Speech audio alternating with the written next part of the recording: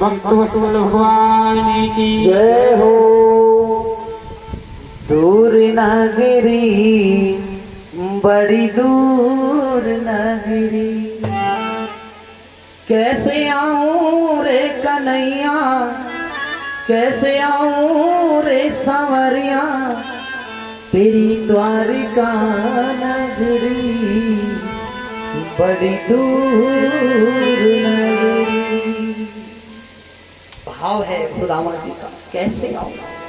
चलते चलते सुदामा जी पैरों में बेवाइयां फट रही हैं सज्जनों, शरीर सूख गया, थक गए, 3 महीने हो गए चलते चलते। राजन चलते चलते देखा तो सामने एक नदी पड़ रही है, विशाल नदी।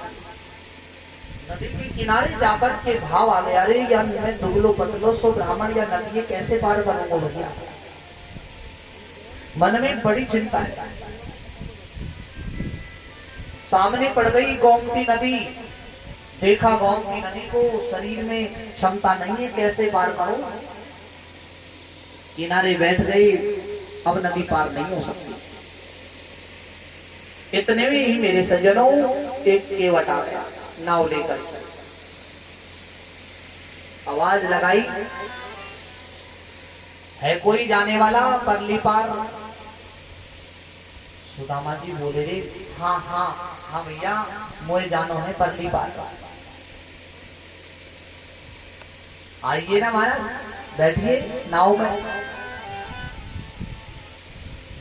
मेरे सज्जनों इस संसार रूपी नदी है और इसके 2 किनारे हैं। एक किनारा है माया रूपी और दूसरा किनारा है माधव रूपी।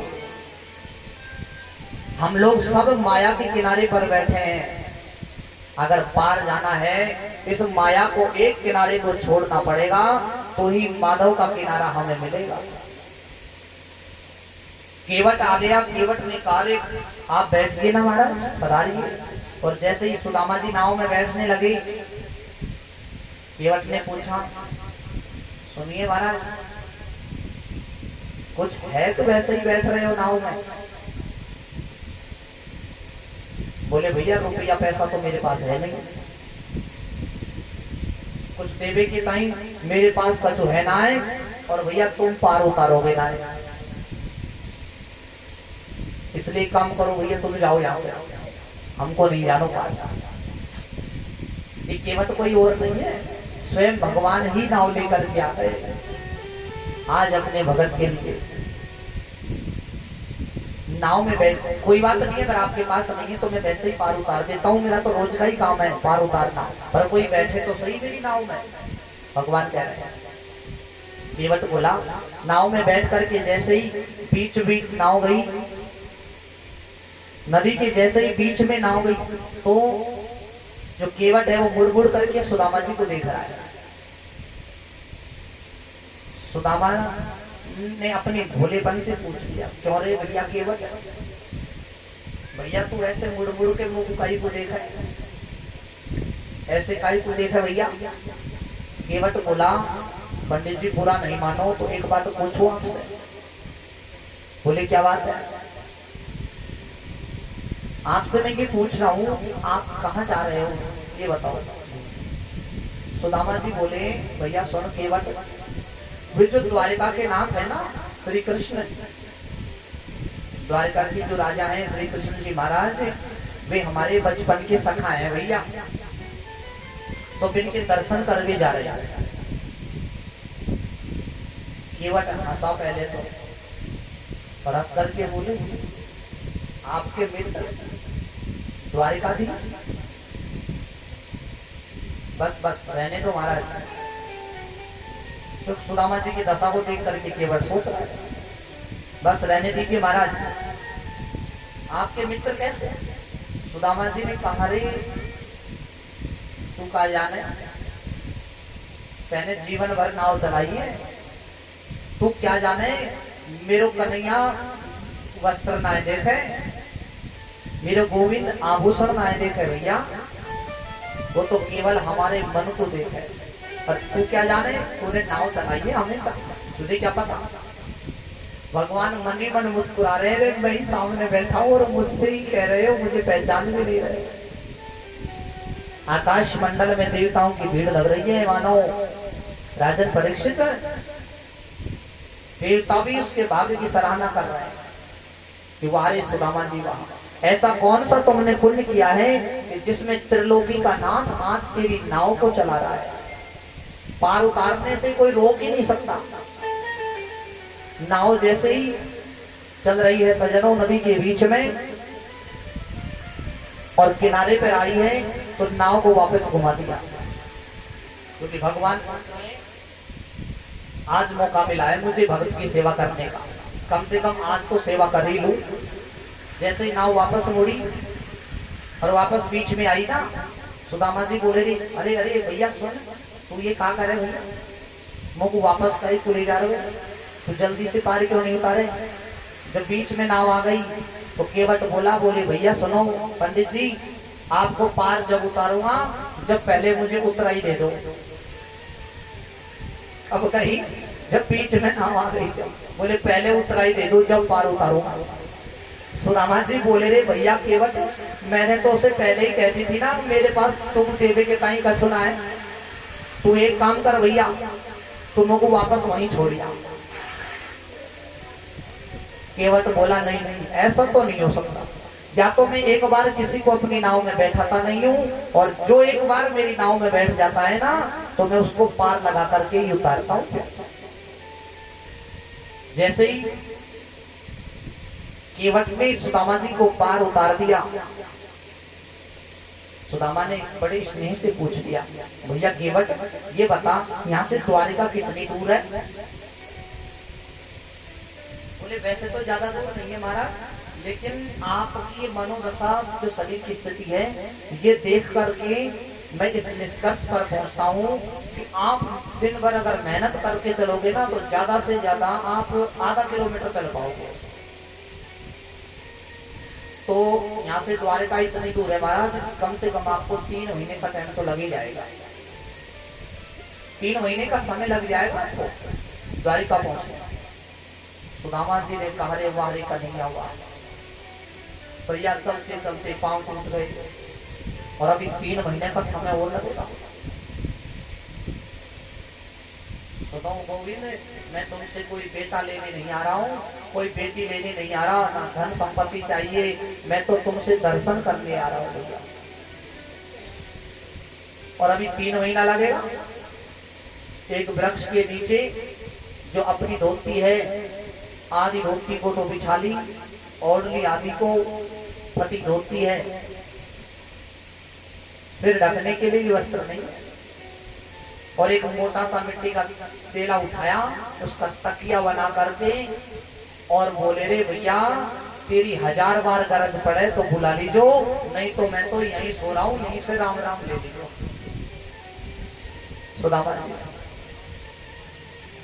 आचार्य सुखदेव जी कहते हैं, राजन सोया तो था नदी के किनारे, और जब आंख खुली ना, उस ब्राह्मण की नींद खुली, तो आंख खुलते ही उसको द्वारिका का दर्शन हो रहा है। अपने माया के द्वारा भगवान ने उसको द्वारिका में बुला लिया। बड़े बड़े महल, बड़े बड़े स्वर्ण मंडित दरवाजे, वहां के लोग बोल रहे थे, जय श्री कृष्णा, जय श्री कृष्णा, जय श्री कृष्ण। सबके मुंह से कृष्ण नाम की ध्वनि निकल रही है। सुदामा ने देखा, रे ये नगरी तो बड़ी सुंदर है। फिर सोचा, रे कहीं मैं कोई स्वप्न तो नहीं देख रहा हूं, कहीं ऐसा हो जाए कि मैं कोई स्वप्न देख रहा हूं। ढूंढते ढूंढते जैसे ही द्वार पर पहुंच गए, तो द्वारपाल मिल गए, मुख्य द्वारपाल। आप देखो भगवान कृष्ण की जो द्वारपाल है, कितना बड़प्पन है उनका। और एक बात और कह दूं, जो वास्तव में बड़े होते हैं ना, उनमें विनम्रता आती है, और जो कोई गलती से बड़ा हो जाता है, उसमें विनम्रता आने में कई पीढ़ी लग जाती है। हमारे गुरुजी भी कहते हैं इस बात को, बेटा पेड़ वही झुकता है जिसमें फल लग जाता है। गीली लकड़ी होती है ना, उसको आप घुमाइए वो झुक जाएगी, और सूखी लकड़ी को आप घुमाओगे ना, झुकाना का प्रयत्न करोगे तो बीच में से टूट जाएगी। इसलिए झुकना ही इंसान की पहचान है, और अकड़ना इंसान की नहीं, मुर्दे की पहचान है। कृष्ण के द्वारपाल जय और विजय। जैसे ही सुदामा जी ने जाकर के कहा, भैया जय श्री कृष्णा, द्वारपाल बोले जय श्री कृष्ण। भैया ये कौन सी नगरी है, ये बताओ। उन्होंने पूछा कौन सी नगरी है, तो द्वारपाल बोले ये हमारे कृष्णचंद्र महाराज की नगरी है।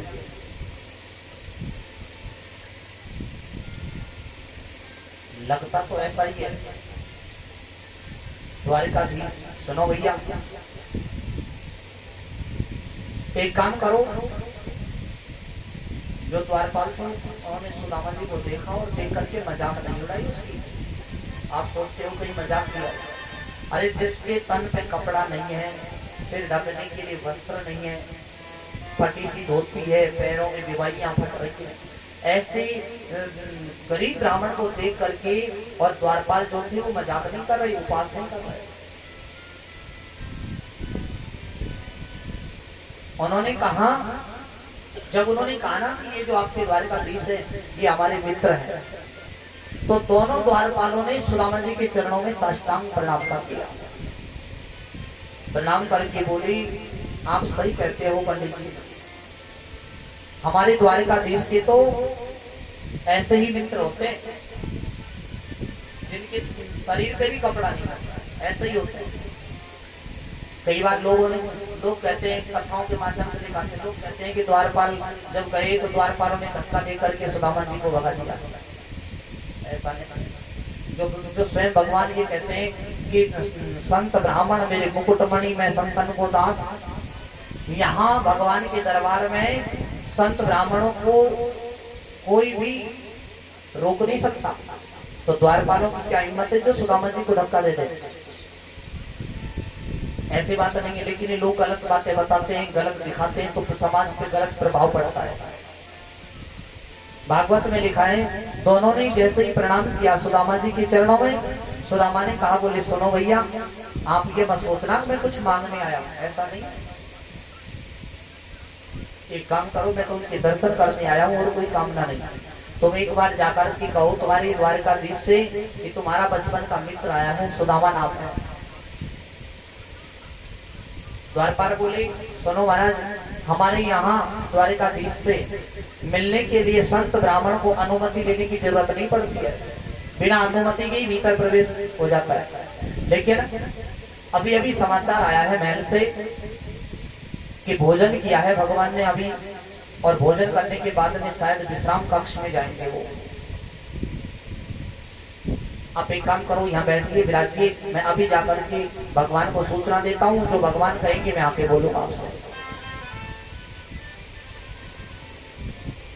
सुदामा जी बोले, सुनो भैया, तुम जाकर के केवल इतना ही कहना कि तुम्हारे बचपन के मित्र सुदामा आए हैं, बस इतना ही कहना, ज्यादा नहीं। जय विजय ने जाकर के जैसे ही द्वारकाधीश से प्रार्थना करी, भगवान ने कहा, रे बोलो क्या बात है, तुम कैसे आना हुआ तुम्हारा द्वारपालो। द्वारपाल बोले, प्रभु आपके विश्राम में व्यवधान डाल दिया हमने, इसके लिए क्षमा चाहते हैं, प्रार्थी हैं आपसे, लेकिन एक निवेदन करना था आपसे। भगवान बोले, हाँ हाँ हाँ बोलो, क्या बात है बताओ। एक निवेदन था। द्वारपाल बोले,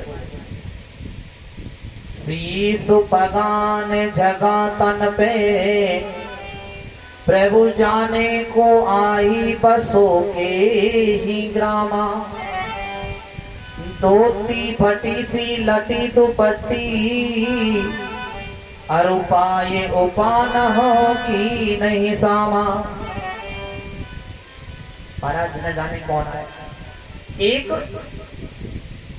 पंडित आया है, ब्राह्मण आया है, पता नहीं कौन से गांव, बसों के ही ग्रामा, पता नहीं कौन से गांव से आया है, धोती फटी है, एक लटी सी दुपट्टी है उसके पास, पैरों में बीमारियां फट रही है। महाराज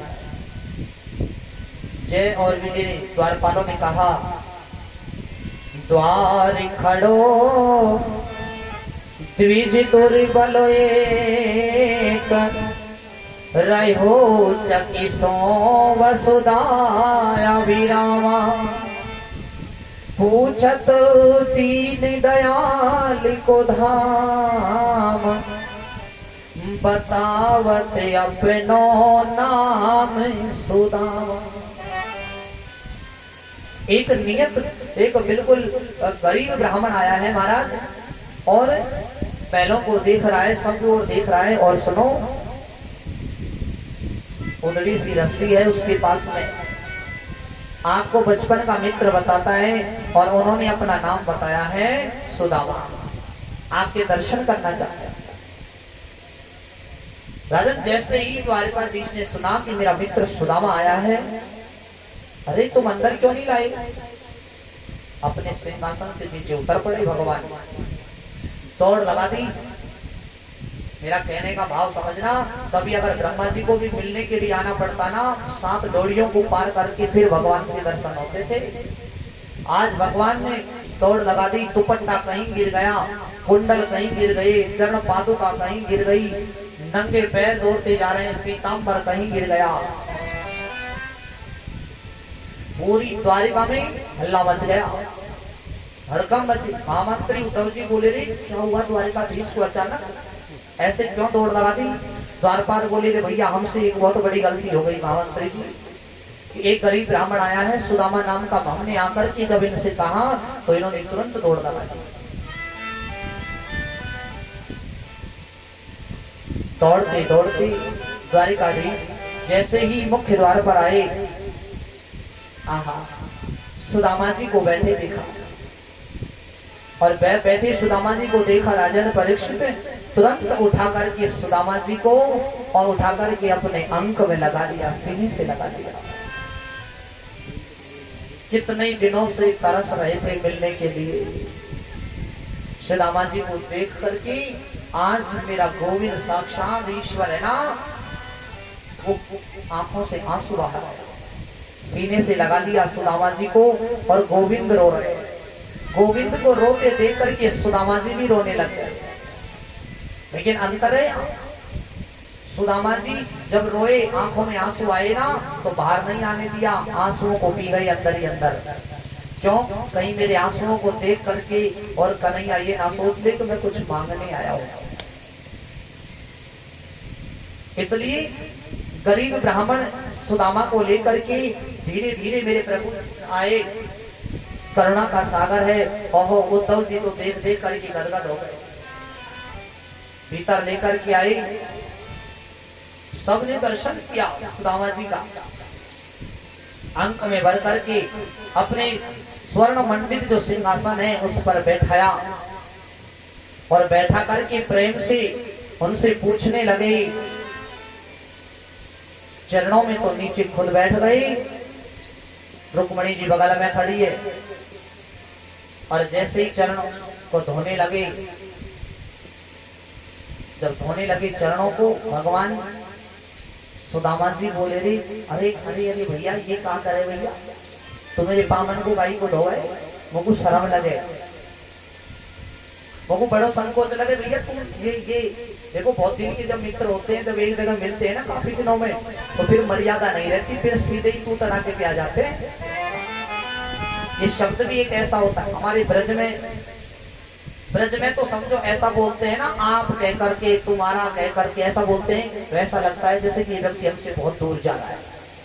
और जब ब्रज में ये कहते हैं ना तू कह करके बोलते हैं, ऐसा लगता है कि हमारे दिल के बहुत करीब है। भाषा बहुत मीठी है ये, लेकिन केवल फर्क है समझने का। ब्रज में बोलते हैं चाचा से ताऊ से, जब बोलते हैं अरे ताऊ तू कहाँ जावे, अरे चाचा जी तू क्या करे, अरे भैया तू क्या करे, प्रेम की भाषा है। सुदामा जी बोल रहे हैं अरे भैया अरे सुन सुन तू ये क्या करे भैया, मुझको संकोच लगे, मेरे पामन को भाई को धोए भाई।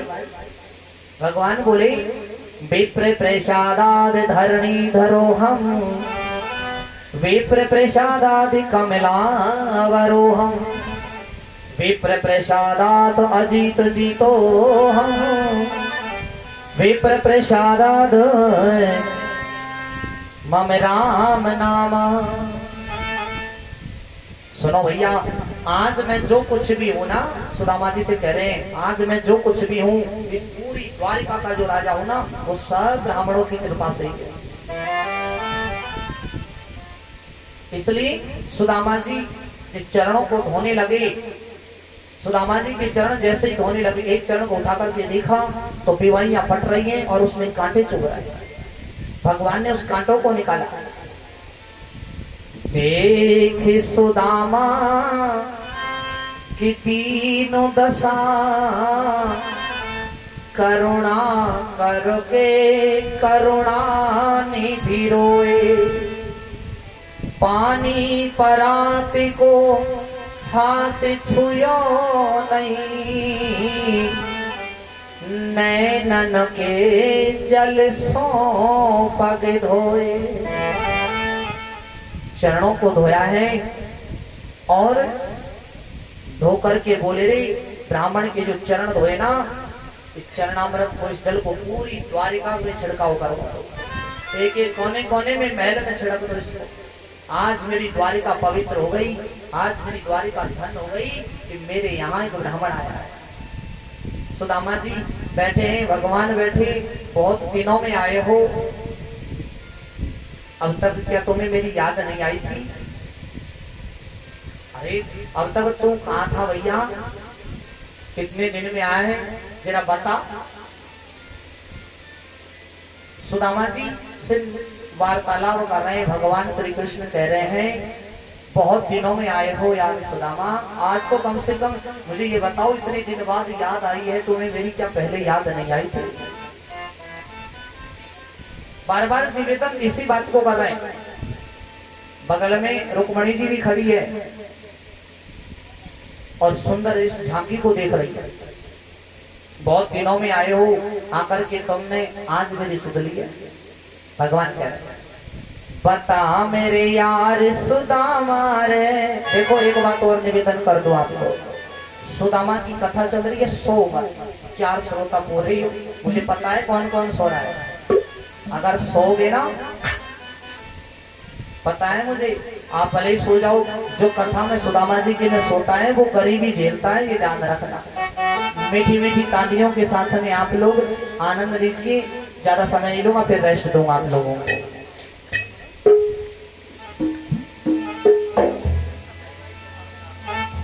अरे बता मेरे यार सुदामा रे, भाई घने दिना में आया। बता मेरे भाई घने, बता मेरे यार सुदामा रे, भाई घने दिना में आया। बता मेरे सुदामा रे, भाई घने दिना में आया।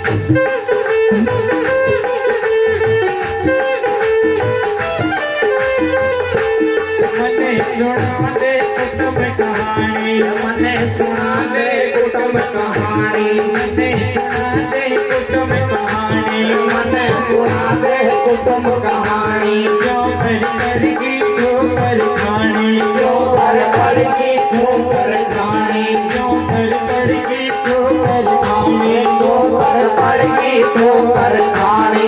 तेरी मार सुदामा रे,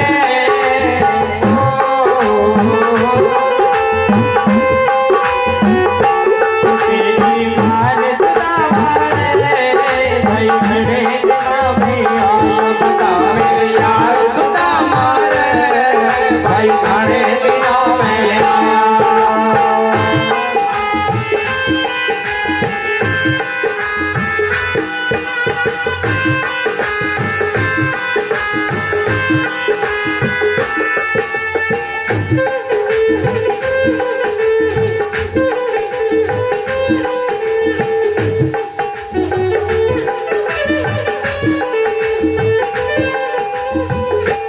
सब बच्चों का हाल सुना दे, सब बच्चों का हाल सुना दे, सब बच्चों का हाल सुना दे। किस रानी की बात बता दे, किस रानी की बात बता दे, किस रानी की बात बता दे, किस रानी की बात बता दे। हाल सुदामा रे,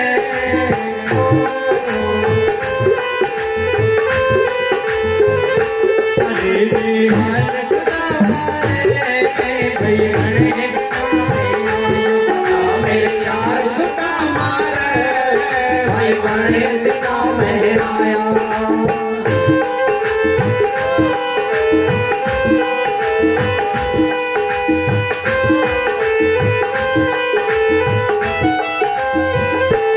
आज भगत मन करे बिठालू, आज भगत मन करे भगत मन गले लगा लो कर मन में कदे बिठा लो कर मन में कदे बिठा लो ये बेहाल सुदामा रे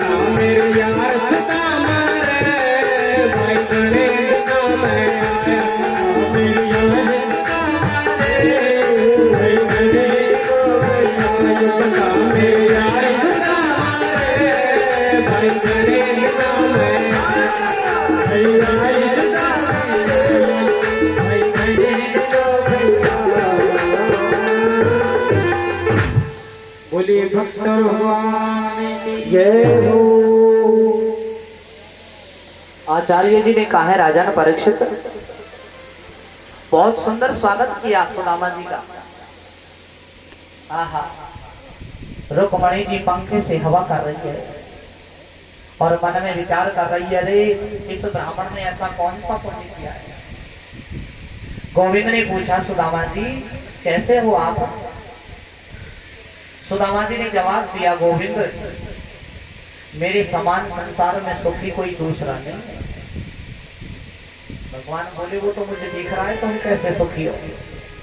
आप कितने सुखी हो मुझे पता है।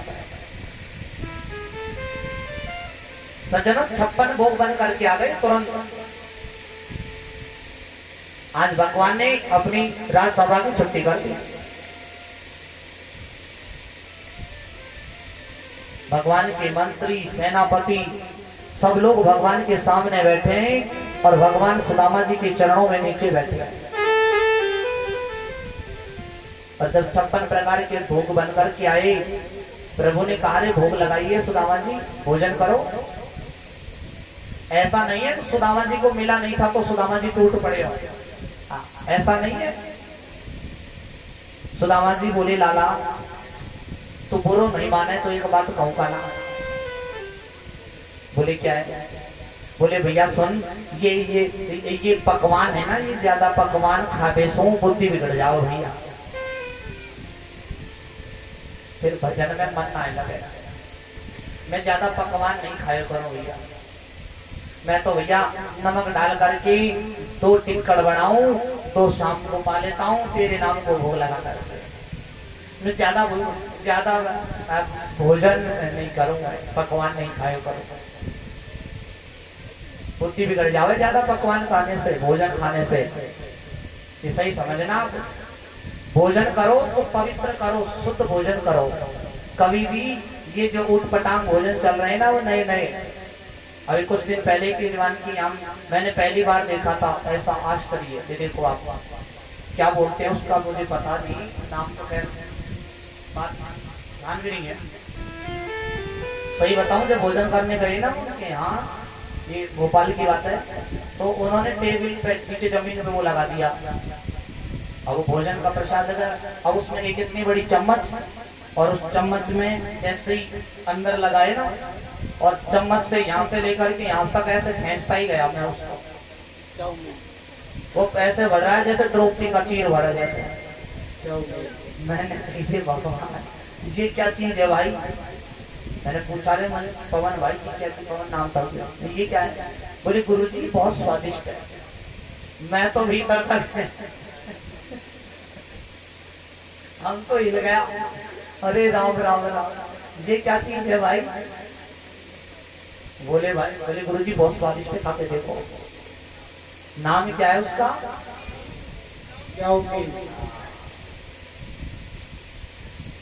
अरे राम, कितना सुंदर नाम है। ये चीज खाओगे क्या मिलेगा? चाउमीन भी तो खाने की चीज है, कीड़े मकोड़े की खाने की चीज होती है क्या? बताओ, चाउमीन, और एक वो इतना गोड़ गोड़ सा वो आता है, उसको बीच में से काटते हैं, उसमें घास भर देते हैं बीच में, बर्गर उसको बर्गर।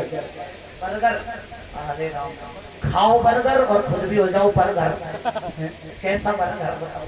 आहा, ये एक उल्ट पटांग चीज नहीं खानी चाहिए। देखो, बर्गर नहीं खाना चाहिए। और एक वो आता है, फूल जाती है, इतनी मोटी हो जाती है वो रोटी सी, वो क्या बोलते हैं उसको, और दाने दाने से होते हैं वो, बहुत सी। मैंने नहीं खाई अभी तक वो चीज, नाम भी उसका क्या है, और कुछ नाम उसका, छोला भटा, छोला भटूरा। अरे राम राम राम, अरे बताओ कैसे कैसे चीज खाते हैं लोग, हर फिर राज्य और होते हैं। खाने की चीज क्या है, सुदामा जी से सीखो, क्या कह रहे हैं सुदामा जी ने खाया था क्या छोला भटूरा, चाउमीन खाई थी क्या, बताओ। सुदामा जी यही कह रहे हैं, ज्यादा पकवान खाए हुए सो बुद्धि बिगड़ जाओ। और ये सही बात है सच। ज्ञान बढ़े गुणवान की संगत, और ध्यान घटे अति ही हर्षाए, तेज घटे पर त्रिया संग में, तो बुद्धि घटे बहु भोजन खाए। बिना नाम से खाते हो ना तो बुद्धि को नाश हो जाए। ये देखो, ज्यादा भोजन खाने से बुद्धि बिगड़ती है, ज्यादा पकवान खाने से। सुदामा जी कहते हैं भैया मैं ना खाया करूं तेरे पकवान, भजन नहीं हो, मन नहीं लगे फिर।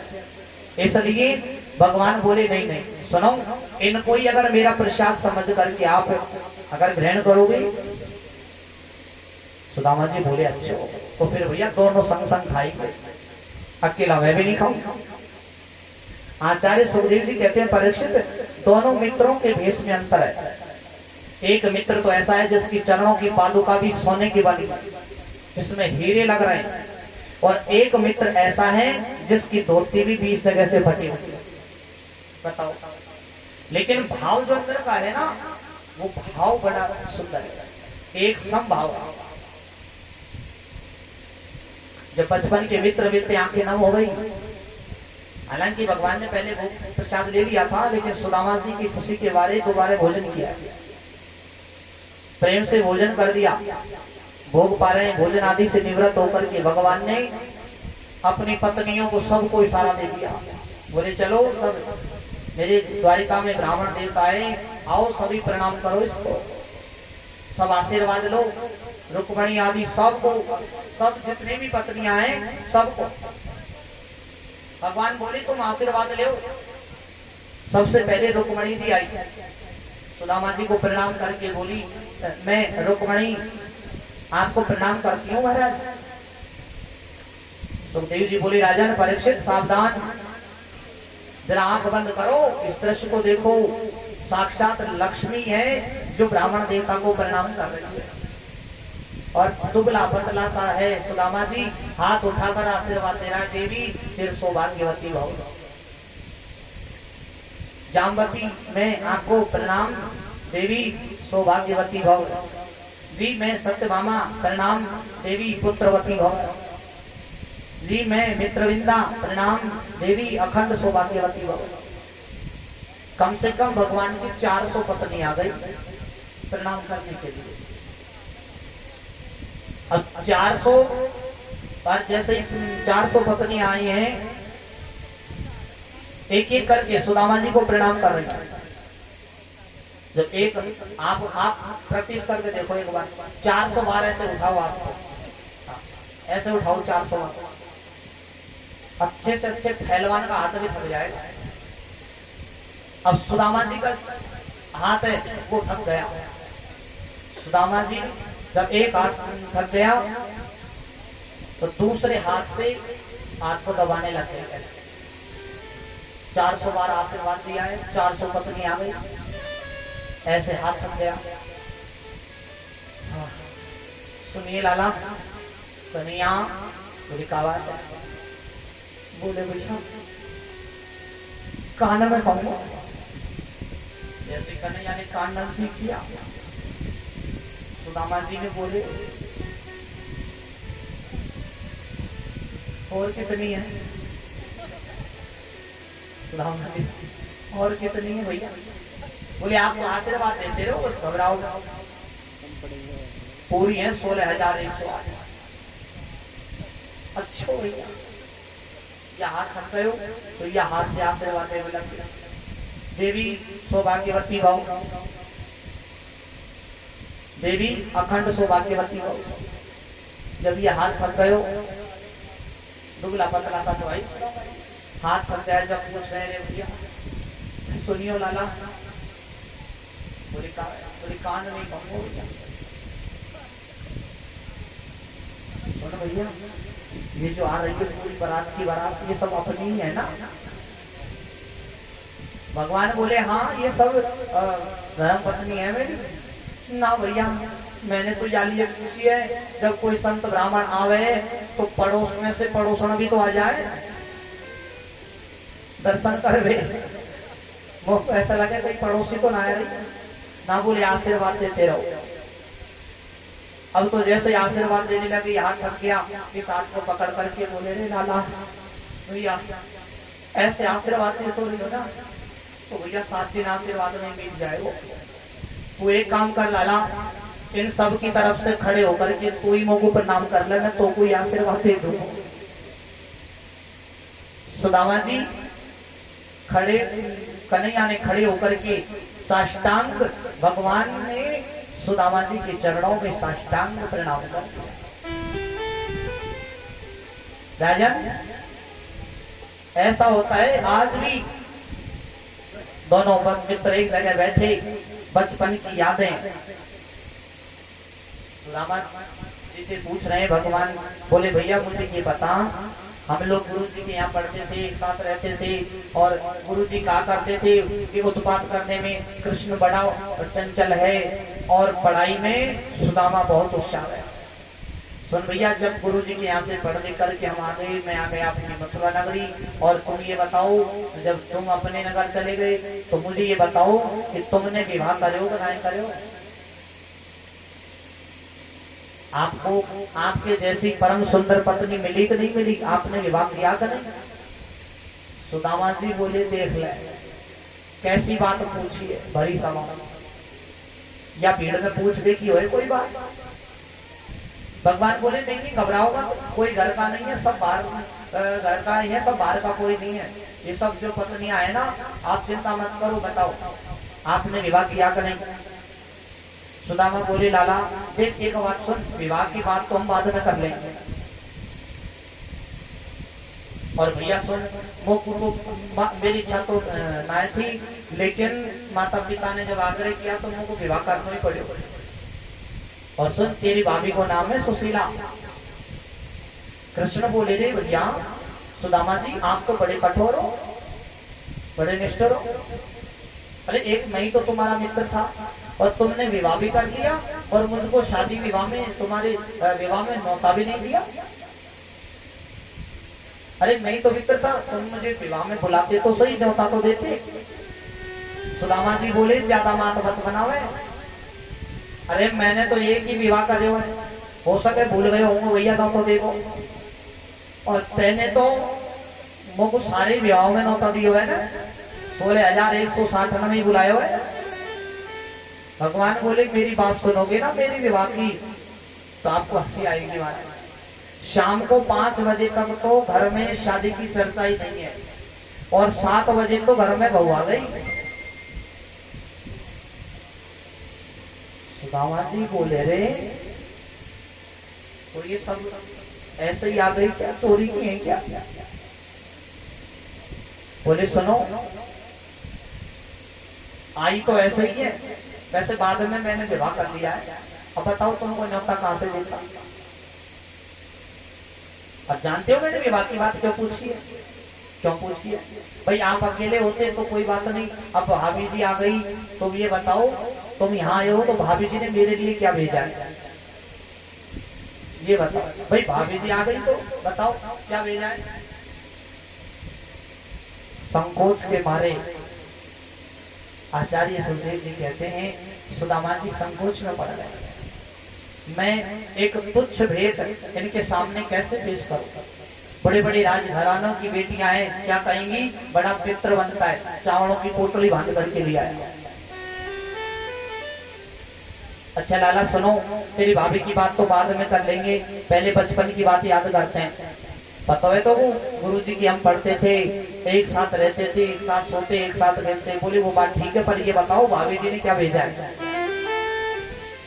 सुदामा बोले रे देख ले, मैं जानता हूँ इसको, ये जो बात के पीछे पड़ जावे ना वह बात को छोड़े ही ना। बोले भैया सुनो, ये बात तेरी भाभी जी की तो बाद में कर लूंगे, लेकिन तेरी सारी पोल खोल दूंगा मैं। उन रानियों को संबोधित करके बोले रे देवियों सुनो, जो तुम्हारा द्वारिकाधीश है ना, ये ब्रज की कलीन में नंगो घूमे करे हो, माखन चुराता था, गोपियां घर में बुलाकर कांच में उतार के नंगा करती थी और माखन के लालच में नाचना चाहती थी, इसको चोरी करता था। कन्हैया बोले बस बस बस रहने दो, मैंने चोरी करी, मैं नंगा घूमा, उसी का परिणाम है ये सब मेरे पीछे पीछे आई है। पर ये बताओ भाभी जी ने क्या भेजा है? ये सब मालूम है इनको, ये बताओ। अब बताएं कैसे, संकोच कर रहे हैं। आचार्य सुखदेव जी कहते हैं मन में जब संकोच किया, भगवान कहते हैं, भगवान ने स्पष्ट स्वभाव बता दिया अपना सुदामा जी को संबोधित करके। भगवान तो क्या चाहते हैं? पत्रम पुत्रम पत्रम पुष्पम फलम तोयम यो मे भक्त्या प्रयच्छति तदहं भक्तो प्रतश्नामि श्रीणामि प्रयेतात्मनः। भगवान ने अपना स्वभाव बता रहे हैं। भगवान कहते हैं अगर कोई भी चीज मुझे समर्पित कर दो, पत्रम नाम नहीं लिया इसने, ये पत्ता ही मुझे चढ़ाओ, चाहे कोई सा ही पत्ता चढ़ा दो भगवान। पुष्पम, आप सोचो पत्ता नहीं है तो एक फूल चढ़ा दो भाव से, फूल नहीं है फल चढ़ा दो, फल नहीं है तो एक लोटा पानी चढ़ा दो, लेकिन भाव होना चाहिए। सुदामा जी के संबोधित करके बोले भगवान के भाव का भूखा हूं मैं तो बस। भगवान ने उतारे, सुदामा जी संकोच कर रहे हैं, चावलों की पोटली नाक में दुबका रखी है नीचे, हाथ के नीचे। उन्होंने धीरे से चावलों की पोटली को हाथ बढ़ाया और खींच लिया। पोटली को खोल करके देखा तो सज्जनों, सुखदेव जी कहते हैं राजन परीक्षित, भगवान श्री कृष्ण की आंखें खुली की खुली रह गई। कोई मोटा चावल, कोई टूटा चावल, कोई पीला चावल, द्वारिकाधीश के नेत्र सजल हो उठे। आहा, इतना पवित्र ब्राह्मण, इतना तेजस्वी ब्राह्मण, इसकी गरीबी दूर नहीं कर सकता। प्रभु ने पोटली को खोला और खोल करके और उसमें से एक मुट्ठी चावलों को लिया और अपने मुंह में डाल दिया, पान कर गए और बोल दिया अनेन अनेन अनेन। कह दिया मानो कि स्वर्ग लोक की संपत्ति का सुख है मैं सुदामा जी को प्रदान करता हूं। दे दिया। दूसरी मुट्ठी चावलों की अपने मुंह में डाल करके भगवान ने संकल्प किया मन में कि सारी पृथ्वी के एक छत्र राजा को जो सुख मिलता है वो सुख मैं सुदामा जी को प्रदान करता हूं। और जैसे ही तीसरी मुट्ठी खोलकर डालने लगे तो बगल में रुक्मणी जी खड़ी थी, तुरंत हाथ पकड़ लिया। इशारे में कह रही है आप बहुत बरस रहे हो इस पर, ये ब्राह्मण देवता को आप सब कुछ दे रहे हो, क्या मुझे भी देना चाहते हो? भूल गए महाराज, ये वही ब्राह्मण है जिसने तुम्हारे सोते हुए के छाती में लात मारी थी। आज बरस रहे हो, खुश होकर सब कुछ दे दिया इसको। भगवान बोल रहे हैं देवी तुम भी भूल गई कि वही ब्राह्मण है जो तुम्हारी प्रेम पत्रिका लेकर के द्वारिका पहुंचाई थी। अगर तुम्हारा प्रेम पत्र नहीं पहुंचाते ना तो तुम आज द्वारिका की पटरानी नहीं बनती। ये तो इशारे में ही हो रही है बातें। तो बोलकर तो रुक्मणी जी कह रही है स्वामी ज्यादा मत खाओ, चावल कच्चे हैं, पेट में दर्द हो जाएगा। सुदामा जी बोले रुक्मणी मैं भी यही कह रहा हूं, पर ये बचपन का जिद्दी है, माने ही ना है। आचार्य सुखदेव जी कहते हैं राजन, जैसे ही चावलों का पान करके उनको सब कुछ दिया, रात्रि भर विश्राम कर रहे हैं, बैठे हैं, और एक रात्रि से ज्यादा सुदामा जी वहां नहीं रुके। सोने की द्वारिका में गए, लेकिन 1 तोला सोना भी नहीं मांगा। बताओ क्या मांगे? अरे जब भगवान ही मिल गया तो फिर मांगने की इच्छा ही क्या रह गई। ये देखो आप,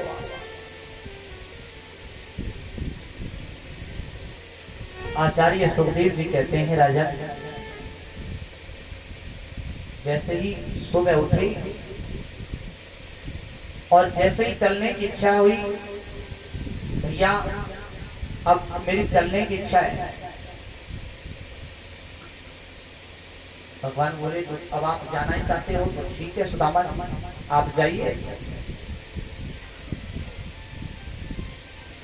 सुदामा जी के मन में भाव आ गया, मैं जब यहाँ आया था तो सुशीला ने, मेरा तो भाव है कृष्ण का दर्शन करना, और लेकिन सुशीला ने कहा था कि कुछ धन दे देगा, और मैंने कही थी उससे, मैं जानता हूँ वो कुछ देने वाला नहीं है। मैंने बहुत समझाया पर सुशीला समझी नहीं। अच्छा तो भैया कन्हैया अब मैं जाता हूँ। कन्हैया बोले रे हंस से, हाँ सुदामा जी आप जाइए। लेकिन जाते जाते उसने सोचा रे शायद इसकी भाभी का नाम लेके दे, जब तो कुछ दे देगा थोड़ा बहुत। भैया सुन मैं जा तो रहा हूं, पर ये बता तेरी भाभी से क्या क्या कह दूं। कन्हैया बोली देखो सुदामा जी आप जाओ, प्रेम से कोई दिक्कत नहीं है, लेकिन जाकर के भाभी जी से मेरी राम राम कह दीजिए। देख ले, और कह रही थी जाओ धन मिलेगा, धन देगा, गरीबी दूर होगी। मैं कहता था उसको कि मैं जानता हूँ उसको, जन्म जन्म का मैं जानता हूँ उसको, कपटी है वो, एक तरह से छलिया है वो, नहीं देगा कुछ भी। अब कह दूंगा सुशीला से कि तेरे कन्हैया ने राम राम भेजी है, यही को ओढ़ ले, यही को बिछा ले।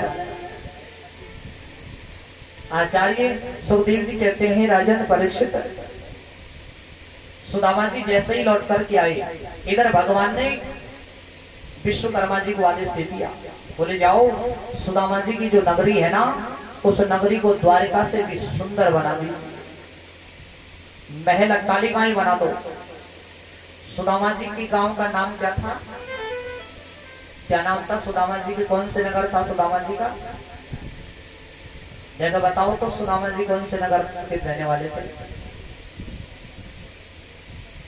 सुदामा जी का जो नाम है ना, गांव का जो नाम है जहाँ सुदामा जी रहते हैं, उसका नाम है सजनो वृंदापुरी। वृंदापुरी नाम है उसका। जैसे ही वृंदापुरी में पहुंचे, जिस जगह अपनी झोंपड़ी थी ना, उस जगह सुंदर सा महल दिखाई दे।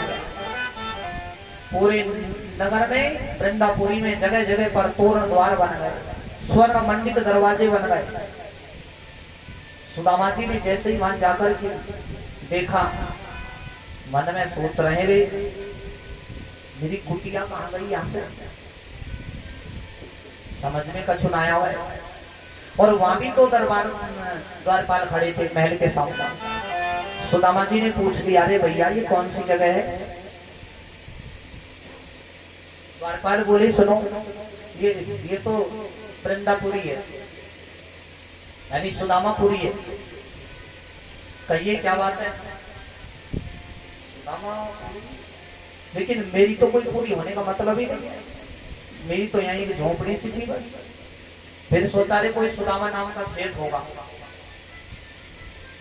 भाई मेरी झोंपड़ी हटवा दी होगी, उसने महल बना दिया होगा। क्या कर? सुदामा जी ने कहा भैया सुनो जरा, तुम्हारे सुदामा जी सेठ को बुलाओ तो। बोले वो सेठ जी नहीं है, द्वारपाल कह रहे हैं सेठ जी नहीं है, वो तो पंडित जी हैं। सुदामा जी ने सोचा रे पंडित जी तो मैं ही हूँ, उनको बुलाओ। वो कहाँ है? बोले वो द्वारिकापुरी गए हैं। सुदामा जी ने सोचा रे द्वारिकापुरी तो मैं भी गया था, पर हो सकता है वो भी गया होगा, भाई एक नाम के 2 व्यक्ति भी तो होते हैं। अच्छा भैया, पर उनकी धर्म पत्नी तो होगी घर में, तुम एक काम करो उनको बुला के लाओ, जरा मैं पूछूं तो सही, यहाँ मेरी झोंपड़ी थी, कहाँ गई मेरी झोंपड़ी? यहाँ से मेरी झोपड़ी कहाँ गई, ये महल कैसे बन गया, ये जरा मैं पूछूं तो सही। द्वारपाल बोली जरा खड़े रहिए, अभी जाके बोलते हैं महारानी से। सुशीला जी से जाकर के द्वारपाल ने निवेदन किया, महारानी जी कोई गरीब ब्राह्मण आया है, देखो विधि की विधना, वही जगह वही झोपड़ी वही स्कुटिया, वो जगह वही है, लेकिन विधाता का लेख देखो, आज उस जगह महल बन गया। तो सुदामा जी की पत्नी से ही वही सुदामा जी उस स्थिति में द्वारपाल जाकर कह रहे हैं कि कोई गरीब ब्राह्मण आया है, आपसे मिलना चाहता है। और सुशीला जी जैसे ही भीतर से निकल कर के आई, पत्नीम वीक्ष्य विस्फुरवतीम देवी वे मानिमि किम दासीनाम निष्कंठिनाम मध्ये भांति विस्मिता। जैसे ही भीतर से आई सुशीला जी निकल करके आई, और पहले देखो सुशीला जी दुबली पतली सी थी, तो गरीबी थी ना घर में। और एक बात सही बताऊं आपको, जब घर में ये आता है ना धन वैभव आता है, तो जब ये आता है तो ये भी लेकर के आता है। हाँ, जब घर में आता है तो और सुशीला जी धन वैभव के हिसाब से थोड़ी सी मोटी हो गई। 10-5 जो दासियां हैं वो सही साथ चल रही थी। सुदामा जी ने दूर से आती हुई सुशीला को देखा, नहीं ये सुशीला नहीं हो सकती, लेकिन सुशीला जी ने तुरंत पहचान लिया, दौड़ करके आई और चरणों में गिर पड़ी, स्वामी प्रणाम करती हूँ आपको, आपको प्रणाम। सुदामा जी सामने खड़े, सुशीला जी और देख करके बोल रहे हैं, सुशीला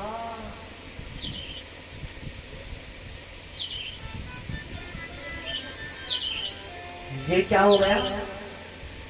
बोली सब द्वारकाधीश की कृपा है। सुदामा बोले देवी तुम पे बहुत बड़ी कृपा करी, और मुझे देखो मेरी तो धोती भी वही फटी की फटी है। सुनो, आपको चाहिए थे दर्शन और मुझे चाहिए था वैभव, तो मिल गया आज गोविंद की दया से। सुदामा ने कहा ने तुम रोज परेशान करती थी मुझे, जाओ द्वारिका जाओ द्वारिका जाओ। सुनो देवी, अब सोने की रोटी बनाओ, चांदी की चटनी बनाओ, हीरे की चटनी बनाओ, चांदी की दाल बनाओ और बैठ करके आराम से भोजन लगाओ। मैं तो नहीं रहूंगा इस महल में, मेरे कोई काम का नहीं, मैं तो जंगल में जाऊंगा देवी, आराम से झोपड़ी बनाऊंगा और उस झोपड़ी में आराम से मैं तो भजन करूंगा। सुशीला बोली थी स्वामी जब आप इस महल में नहीं रहोगे तो ये महल ये वैभव ये मेरे किस काम का, मैं भी नहीं रहूंगी यहाँ। दोनों ही मुड़कर के जैसे वहां से बाहर निकले महल से, तो मेरे सज्जनों महल के भीतर से आवाज आ गई, सुदामा जी सुदामा जी सुदामा। मुड़ करके देखा है, दोनों ने सुदामा जी ने जैसे मुड़ के देखा तो महल के बीचों बीच मेरा गोविंद जो टेढ़ी टांग वाला है वो बैठा बैठा मुस्कुरा रहा है और बंसी को बजा रहा है, भीतर बैठा है। सुदामा बोले रे लाला कन्हैया गजब कर दियो भैया, ये इतना सारो वैभव तूने मुझको काहे दियो, मैं तो पहले से ही धनवान हूँ बहुत हो भैया, मैं तो पहले से ही धनवान था, तूने इतना बड़ो वैभव मोकू दे दियो। ये बात सही है। सुदामा जी कह रहे हैं भगवान से, विपतो ने वह विपदा संपदो नेव संपदा विपद विस्वर्णम विष्णु संपद नारायणा स्मृति। विपत्ति को विपत्ति नहीं कहते, सबसे बड़ी विपत्ति तो वही है सज्जनों जिस दिन हम भगवान को भूल जाते हैं। तूने इतना बड़ा वैभव मुझे दे दिया, अगर मन में अभिमान आ गया तो, इसलिए भैया मैं नहीं रहूंगा यहाँ पर। भगवान ने कहा रे सुनो, ये मेरा दिया हुआ वैभव मेरी भक्ति का जो प्रसाद है ना, इसे आप स्वीकार करो और समाज का कल्याण करो, समाज के प्रति आस्था भाव रखो, दान आदि कार्य खूब करो सुदामा जी। और इतना कहकर के वहां से भगवान अंतर ध्यान होकर के द्वारिका चले गए। अनंत वर्षों तक सुदामा जी ने तप किया, जो कुछ मिला भगवान का भजन करते हुए पूरी प्रजा का भला किया है, और अंत में भगवान के धाम की ओर प्रस्थान कर गए। बोलिए भक्तोर भगवान की जय।